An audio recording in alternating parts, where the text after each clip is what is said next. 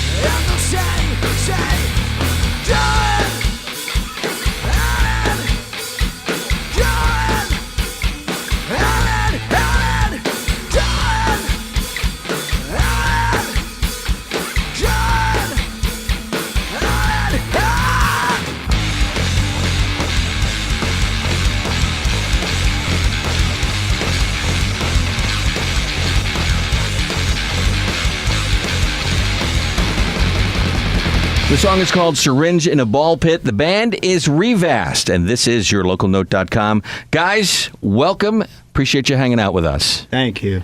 All right, this is what we're going to do. We want to go down the row here. Introduce yourself and tell us what you do in the band. Okay. My name is Brandon Ford. I do guitar and lead vocals. I'm Eric Semick and I play drums. Hi, I'm Sean Boyle and I play bass. Hi, I'm Austin and I play guitar. Excellent, guys. All right, let's, before we get talking about Syringe in a Ball Pit and what it's about and who wrote it and stuff like that, Revast. I actually, before we started this, I went to the dictionary and I typed it in and came up with nothing. So where did it come from? Why Revast? There you go. I just made the song, like the name. Well, first it was a song name.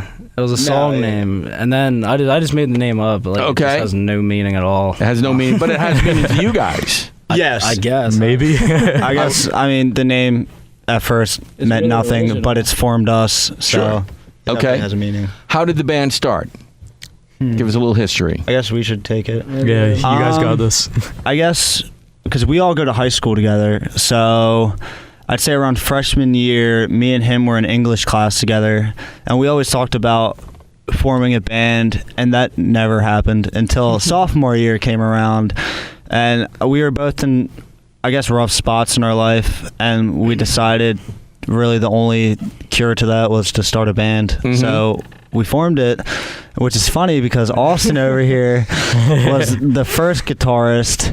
No, he was a bass player. He's a bassist. He's been in and out of the band 4 or 5 times. Yeah, you're a little confused, huh? But, I don't want to do this. I don't want to do this. But he's definitely. I mean, we started it, but he's definitely one of the original members of the band, and that's pretty much it. I mean, okay, very cool. All right, let's talk about the song "Syringe in a Ball Pit." Who wrote it, and what is it about?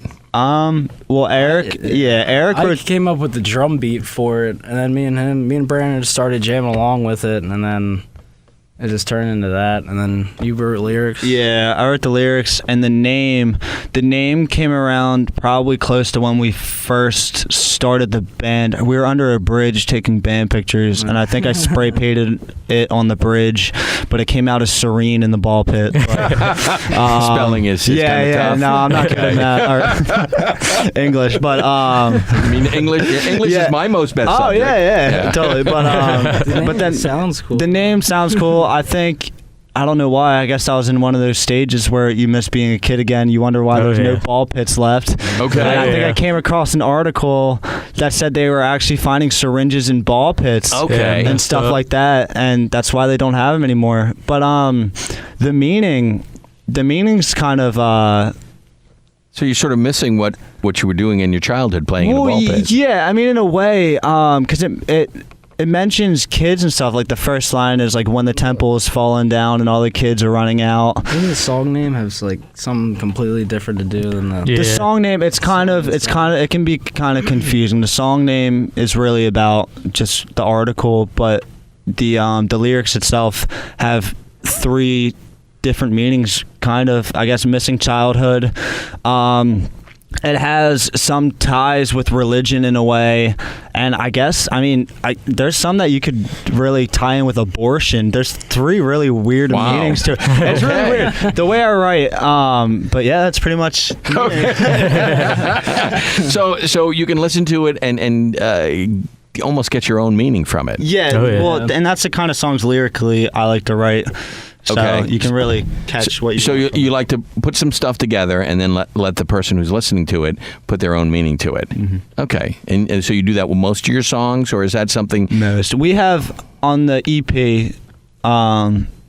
There's some that'll be more straightforward than others. So yeah, I mean, all of them you can really develop your own meaning through. Okay, so Brandon, you do most of the writing of the lyrics.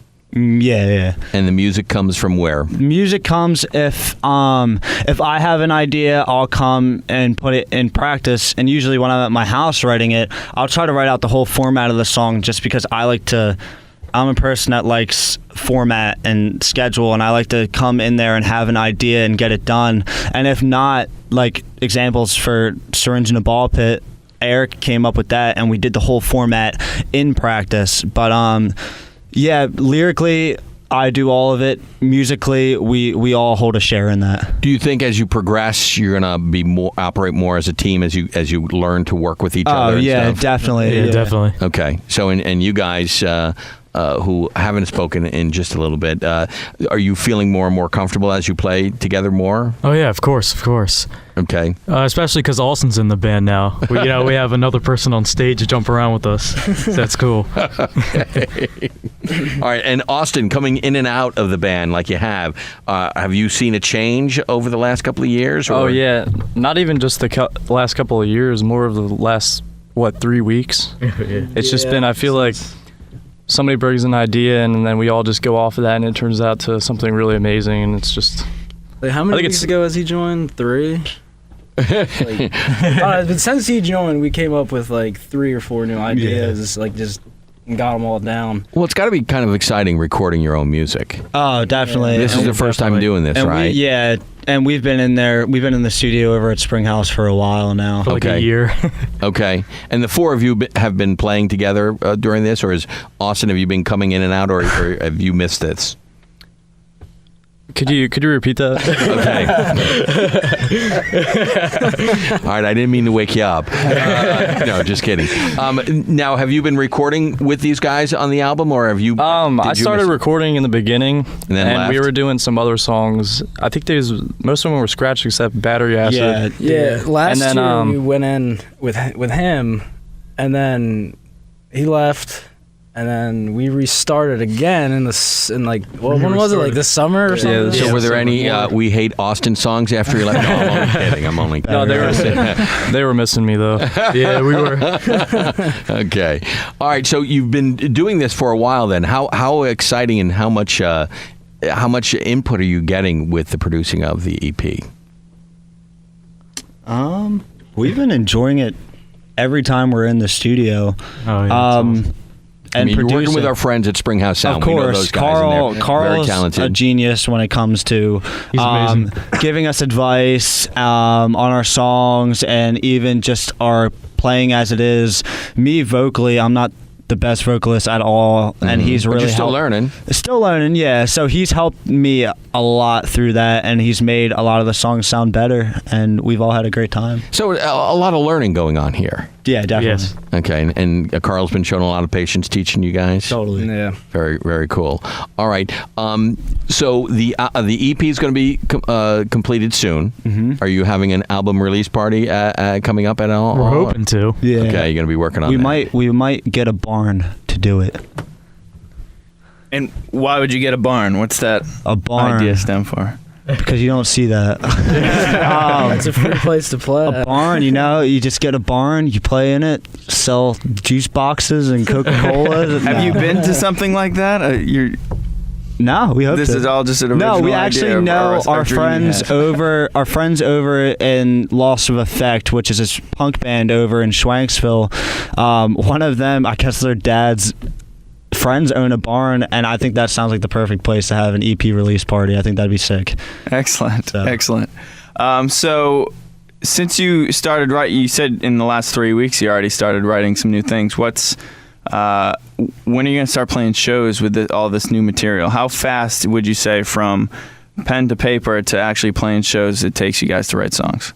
Should I take this one? I don't think it really takes long at all. No, Couple well, of days maybe. I mean, yeah, that one we made with him, like we Yeah. made it 1 week, and like the next week. I think we the just played biggest at thing show is- with, Alex. I think the biggest thing is just like coming to practice and not worrying about like what to put down and just going with the flow, like seeing what everybody else has yeah. to offer and then build on that. And It just comes together. the biggest part is that these new songs we're writing, this EP, since it's taken so long, this is just, it's something to put out so people can hear us. Yeah. We're planning our like full album next year, and a lot of the songs we're writing now is going to be a big part of that. Some will make it, some won't, but we got to make sure in a way we can censor some of them so people don't hear all of them, you know what I mean? Okay. So people can hear Well, yeah, some. I mean, you can control what you Yeah, release. exactly. Yeah. So maybe put out half of it. We'll start playing a lot of new songs. It'll get people more interested. Cool. So tell me about the next song we're going to play, The System, how that was written, what that's about.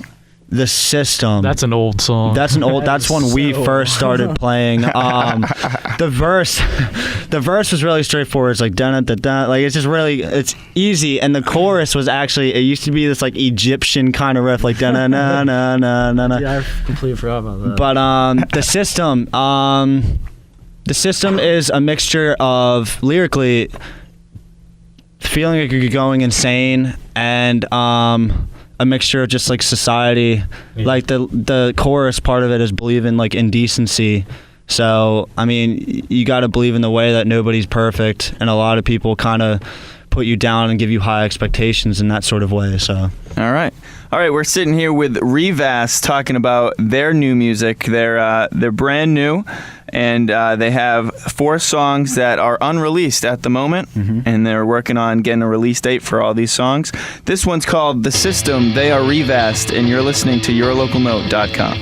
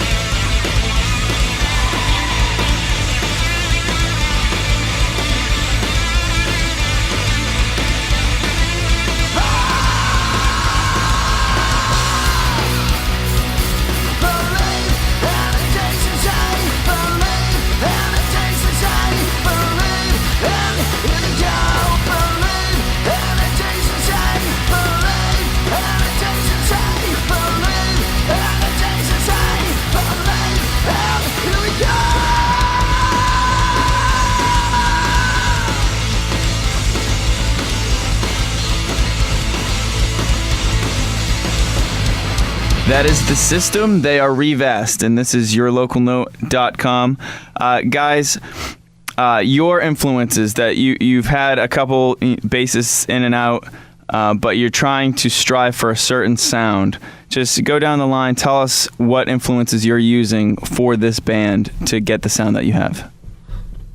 Bad music. Bad music is our influence. I guess it's not more of a. I don't know if it's in a way it's inspiration. We use a lot of, like, I guess how the music is nowadays. Like, I hate the radio. Yeah. I've been saying for the past 3 weeks. That's like, why we're here. When I go on the radio, I absolutely hate it. I've been screaming at all my friends and everybody here, turn off like the damn radio. I can't take it. You got to plug in like a CD or something, you know. But RJ is shooting himself in the head back here. But yeah, I mean, inspiration is. A lot of it is what we hear on the radio. A lot of the bands you do hear are very generic. They all kind of sound the same. You don't get a lot of the things that, I mean, we're interested in. And obviously we have bands and certain musicians that inspire us. So you're using that as motivation to be different then from what you're hearing the monotony on the radio, and you want to be different than that. You're striving to be different. Yeah, totally. Yes. Got it. So, I mean, well then when did you guys first start picking up instruments? And because I mean, you could be, a country band right now. You could be anything, but you're progressive rock. Yeah. So tell me how that evolved for you guys. All right, let's start with Austin because he's kind of my mentor. My dad was playing guitar when he was a young kid, and he had to sell it because financial struggles. And then he bought one for me, and I never really picked it up. But then he showed me a few things, and I thought it was interesting. Really didn't have like that much desire to play it. But then I taught Brandon how to play like this first song, and then kind of we played a bunch of songs that we knew and we were familiar with, and then like basically worked into. They were probably all Green Day songs too. Like Metallica and yeah. My best friend Connor started playing guitar, and me and him were trying to start something, so I actually started on guitar. And then I found out I didn't like it, so I moved on bass. Why not? I don't know. Too many strings. Yeah, exactly. I picked up a bass and I really liked it. So cool. The drummer. Yeah, I started playing. I always wanted to play drums since I was like in 6th grade, and then I just been like hounding my parents to get me a drum set. And then I remember I think it was like my 8th grade year or something. They finally got me one, and I remember I just kept playing, and then I started taking lessons at George's Music in Spring City, and I just been playing ever since. I just love playing drums. Excellent. You got a place to play them, a good place that you're not bothering anybody? My parents don't really care. That's the best. I play in my basement though. That's where we have practice and everything. That's where excellent. Good. All right, I guess it's my turn.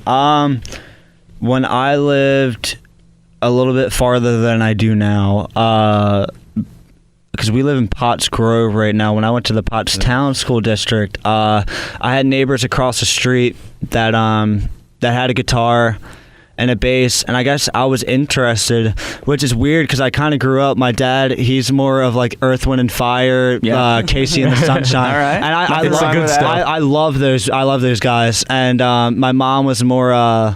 She was more like pop and stuff. Like I grew up with like NSYNC and Britney Spears and shit. But before that. Or after that, they kind of developed, they started getting more into it. But my mom grew up in that generation of the music that I'm into. So I started picking up, I was actually wanted to be a bass player at first. I didn't want to be like lead or anything. And then I moved to Pottsgrove, and then that's when Austin taught me, I think, 7th grade, 6th grade. Then I got my first guitar 8th grade year, I think. So. All right, so you guys are all, growing up musically together, trying to figure out where it is you guys want to go. So when you're writing new music, do you sit down and say, okay, now I'm going to write a song, or do you wait for the inspiration to strike? How does that work for you guys? You guys want to take it? Most of the time, we just like kind of just jam along and end up coming up with something. That's what we've been doing recently. But I don't think we ever had like a set like. No, we'll try to put like dates on, like not dates, but like I guess deadlines. We try, in a way, we try to push ourselves. Like we need to write 2 new songs for this next show, just because everybody's been hearing the same thing.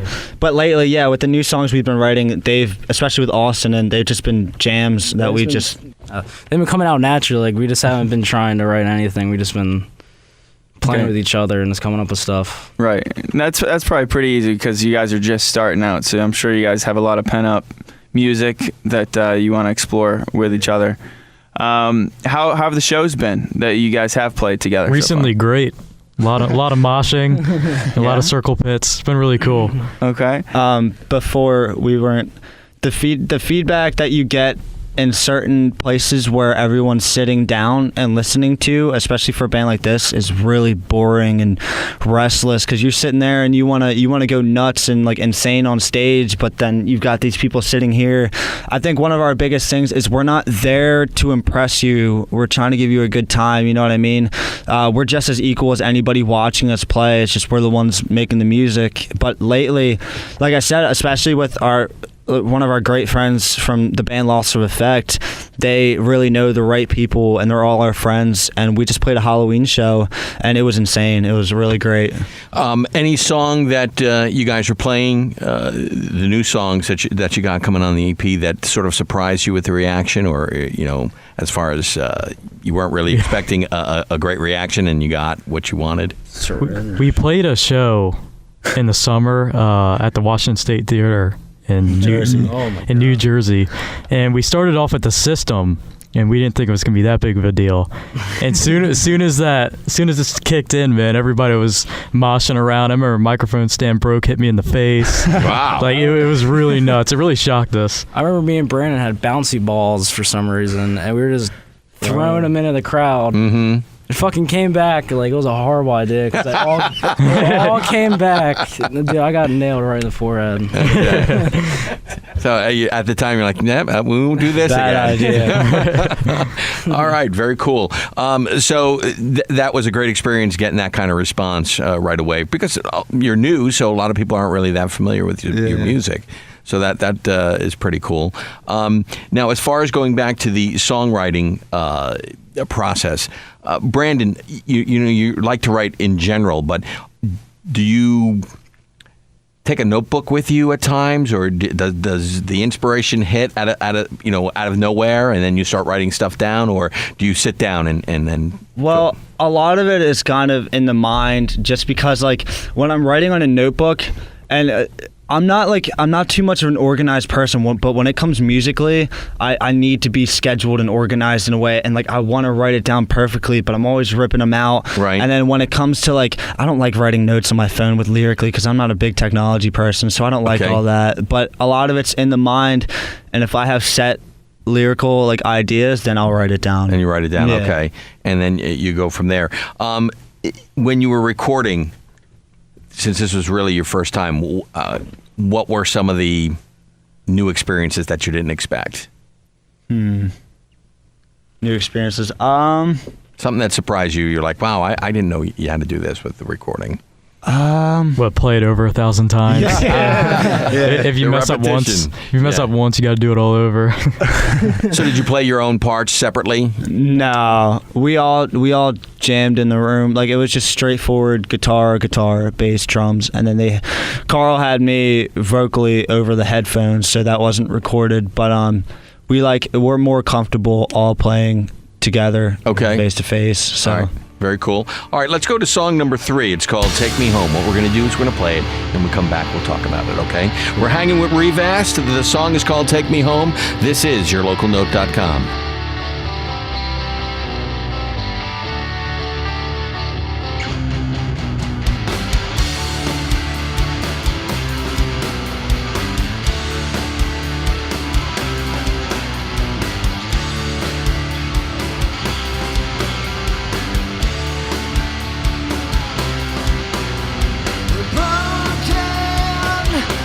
Love seems so lost.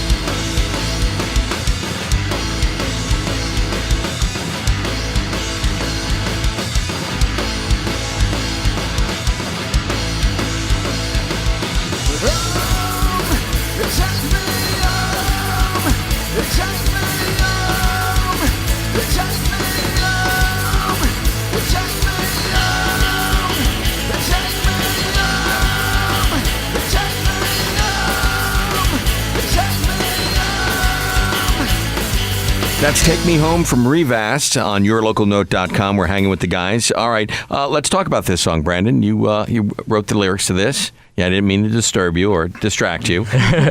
But come on, focus. Shiny object. Sorry, guys. Take Me Home. Instrumentally, the guitar idea, just came home after school.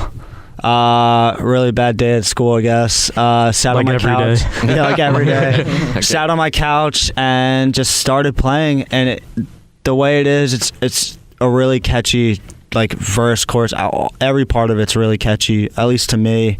And lyrically, I guess, has to do with, like, I have really bad anxiety with a lot of things. So say I'm at school and I'm in an uncomfortable position, I just take me home, you know what I mean? Like, I don't want to be here anymore. Sure. Don't like confrontation. No, I don't. Yeah. Like, when I like to be in the back of the room, like back against the wall. I don't like to have anyone behind me. So I guess A lot of mobsters felt Yeah. that way. Okay, I'm sorry. so Go a ahead. big part of it is anxiety. It's just not being in a position where you're uncomfortable. And the next part of it, I guess, has to tie in with my brother. Okay. He I mean, it was about his move up to my house because we're half brothers. So I mean, Okay. he would go down to Philly, then come up here, and he officially moved up here about a year or two ago. And it just ties into both of them. You know what I So mean? you take life experiences and try to tie it into music and into your songs. Yeah, lyrically, in my opinion, there's two types of songwriters. There's one that write for the mass majority of people, and one that write for themselves, but people can relate to them. And I think I'm more of that kind of writer. Okay. Well, it'll be interesting to see. I mean, you're just starting out, so we're really excited to see how you guys grow as a band. Let's talk about where people can find your music. Where they will be able to find their music, I should Facebook, say. Reverb Nation. iTunes.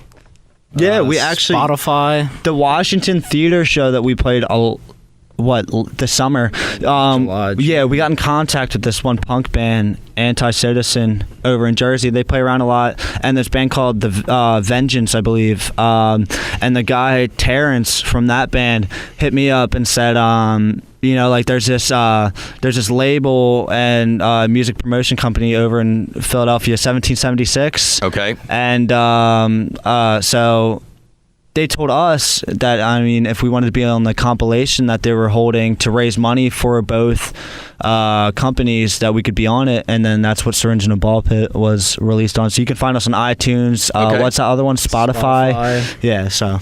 And you'll have this EP out pretty soon. Yeah. Yeah. Okay. And you'll let us know so we can get the exact date on our Completely. website. Oh, yes. Very cool. All right, then. Shows, you've got any shows coming up soon, or you're working on that? Right now, all you guys need to know is there'll be a huge EP release party for the EP. You'll let us know the date? Yes. So we can help you promote that? Yes. Of course. Okay. Very, very cool. A lot of practicing between now and then? Uh-huh, yeah. Yeah. Okay. Where do you guys practice? My house. You just practice in my basement. What, right before you got here? No. Wait, what? We just practiced. No, we all sat around and practiced what kind of answers we were going to respond in this interview. But yes, we practice our instruments at Eric's house in his basement.